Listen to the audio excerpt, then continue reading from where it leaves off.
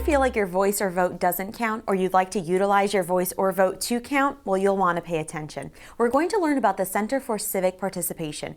They'd like to educate, train, and inspire citizens to take place at the decision-making table at the local, state, national, or even corporate level.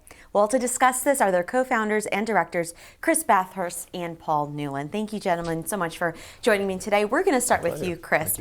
Talking about what is the Center for Civic Participation? Yeah, it's a nonprofit organization, and our primary mission is to educate and activate citizens and better equip them with skills to be able to sit down at the decision-making table, whether that's at a local community level, whether at the state level, at the national level, and even at the corporate level. So that's our primary mission. And how did this come about and get started, Paul? Well, Chris and I have been, active in citizen engagement for years before it was called citizen engagement. And there was a time when people used to be citizens, which meant they were more active in the political process. And for us, citizen involvement implies a lot more than just voting.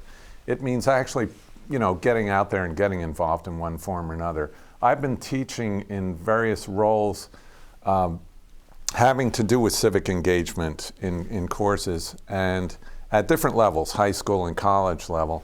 And it struck me that a lot of students didn't have much experience being involved in political, local or national politics, not even voting, but even those who vote didn't do much more than that. And for us, there's a lot more to civic engagement than simply voting. And so we've developed courses and programs that will help people get their voice heard at different levels.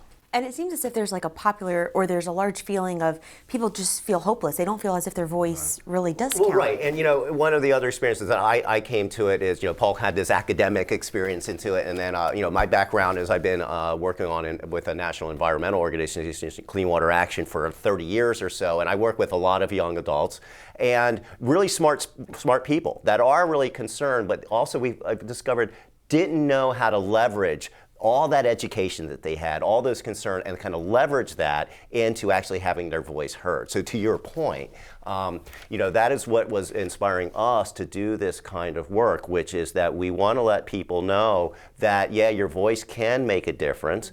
It's helpful to get other people to join in with you and to persuade other folks to get involved with you, because it's easier to get something done with a group of people versus one, but nonetheless to get involved at some level. And usually that then builds, momentum people get empowered, like, oh, it wasn't so hard to do that. Oh, look, I got a letter to the editor published, or I made my first public presentation I've ever done. And that usually serves as a confidence building block structure, which then is reflected in our training.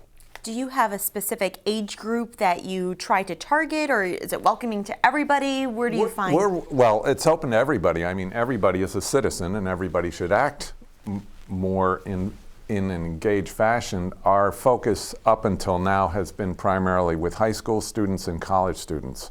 I've taught at both levels, and Chris and I have done workshops for regional high schools and also at local colleges. And that we were going to talk about it, but you guys are instituting a course at UMass Amherst.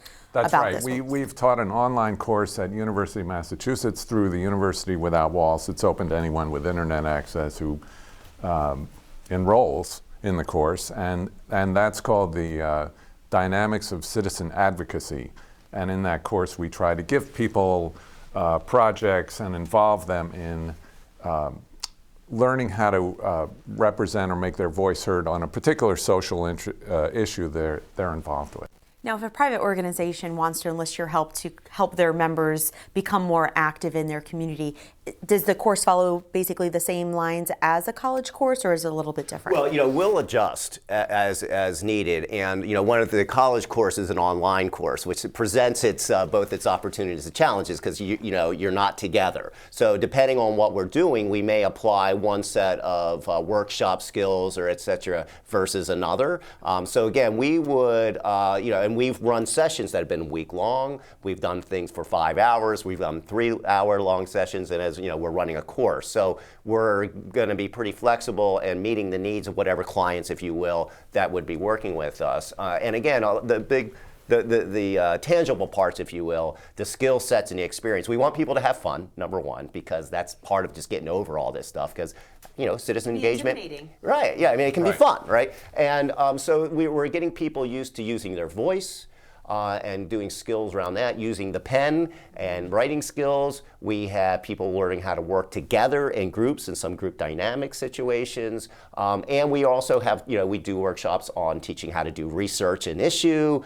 So, you know, you can bring, you know, to apply your voice and have education going into whatever you're saying. So we create a number of scenarios and where you're doing the skill sets in a safe environment. It's fun, you know, and we just have this mantra that we explain things first, we demonstrate them, whether it's writing or speaking, we have them practice, and then we'll do a critique structure.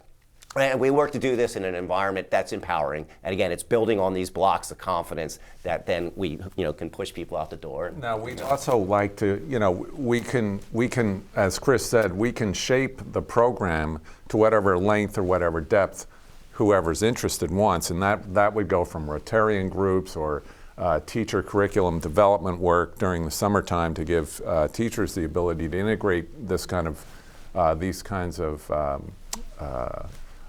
skills into their classes, given that civics is, you know, it's almost like a dying breed in high school curriculum, for instance. And there is a state initiative trying to reinvigorate civics education. And we'd like to be, you know, we consider ourselves part of that wave, whether it's working with the students or working with the teachers to be more effective at working with their students.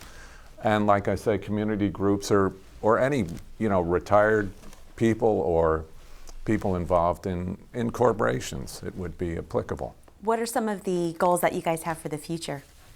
Well, we are currently scheduled to have a 3-day workshop during the high school break from February 18th through 20th in Northampton at the Forbes Library, and that'll run from 1 to 5 those 3 days. And that'll be a compressed workshop program for students in the local area high schools. Plus, we're doing this online course for anybody who enrolls. And then we would like to work in the summer doing perhaps some teacher development work on civics.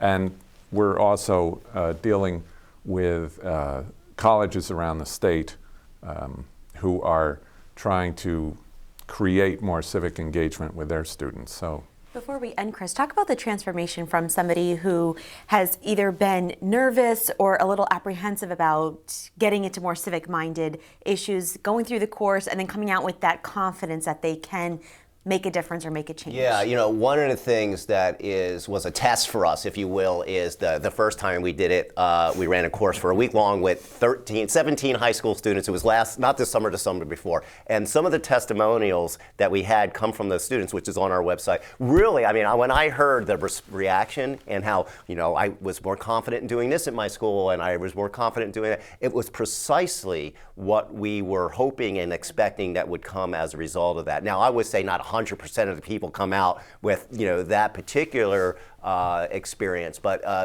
we got really positive feedback. So that was our litmus test, if you will, to say, okay, the formula and our approach works. And so it was very exciting to see folks come out of that experience. You know, it's not like they're going to think they're going to go rule the world or something, right? But it is that they felt much more activated, much more oriented to saying something and believing that they will be heard. It's really an antidote, I think, to the two problems facing, let's say, the demographic of high school students, college students, where they're either somewhat jaded, like, oh yeah, I know all this stuff, or, you know, it's not going to do anything, to the attitude we addressed earlier, which is it's hopeless. What can I do about climate change or some of these huge problems, right?